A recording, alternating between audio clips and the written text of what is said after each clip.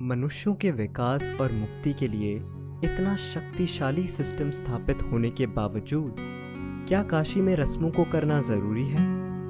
क्योंकि आपने बताया कि इस जगह को ज़बरदस्त तरीके से डिज़ाइन किया गया है, एक यंत्र के रूप में, तो यहाँ आना ही काफ़ी होना चाहिए। कई लोग यहाँ विभिन्न प्रकार की रस्में करने आते हैं। ऐसी रस्मों का क्या महत्व है?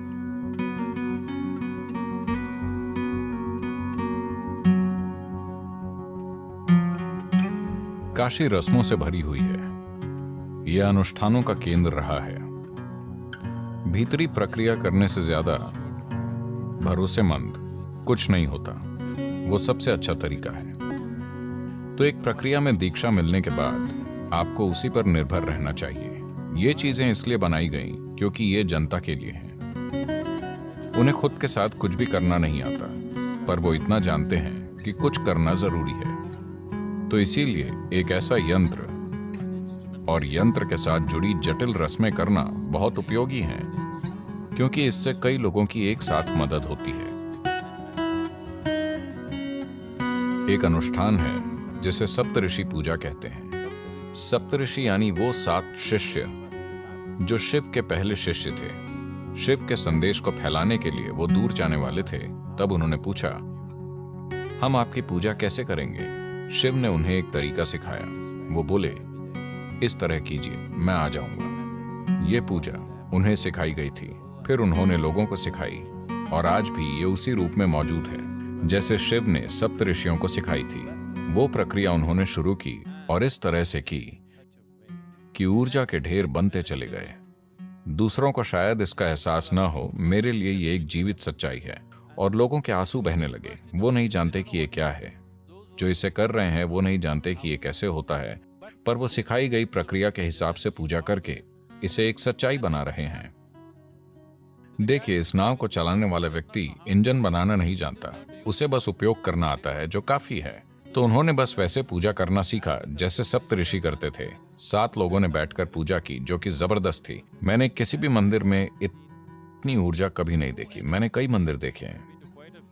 जहां भी मुझे ऊर्जा महसूस होती है, मैं जाता हूं। मैं वहां प्रार्थना करने नहीं जाता, मैं मांगने नहीं जाता। मैंने जीवन में कभी किसी मंदिर में अभिषेक या पूजा नहीं की है, ठीक है?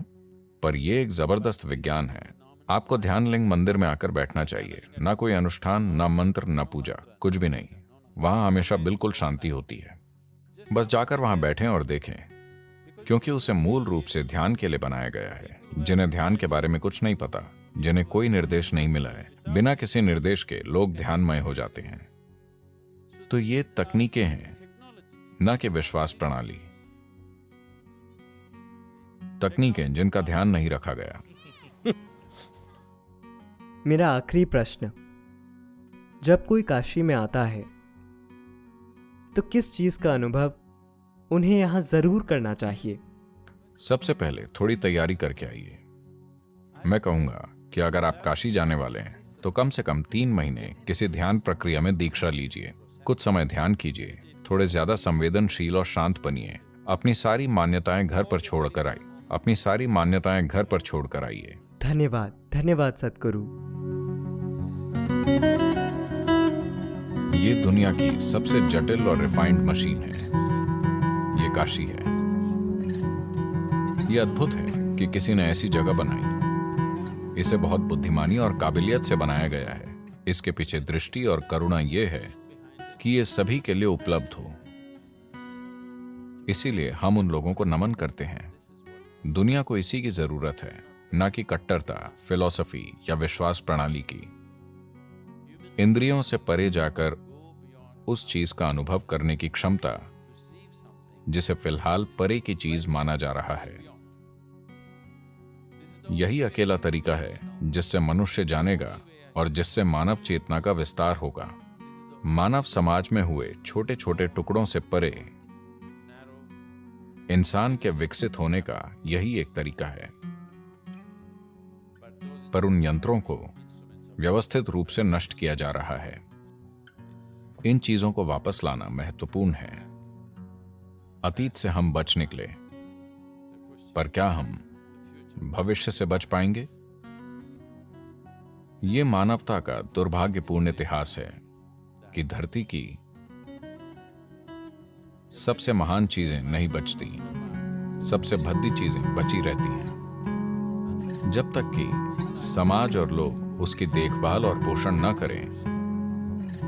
यह बहुत महत्वपूर्ण है। यदि आप एक सुसंस्कृत समाज चाहते हैं कल हमारे बच्चों और उनके बच्चों के जीने के लिए, यदि हम समाज में अच्छी संस्कृति चाहते हैं तो यह बहुत जरूरी है कि हम आसपास मौजूद संस्कृति का पोषण करें, वरना भद्दी चीजें वैसे भी हावी हो जाएंगी। भद्दी चीजें आसानी से प्रकट हो जाती हैं। संस्कृति को प्रकट करना बहुत मुश्किल है क्योंकि यह हजारों सालों में विकसित होती है। तो यह हमारी पीढ़ी की जिम्मेदारी है कि हम जीवन के सूक्ष्म पहलुओं को सामने लाएं और किसी तरह उन्हें जीवित रखें जितना हमसे हो पाए। हम एक और काशी नहीं बना सकते,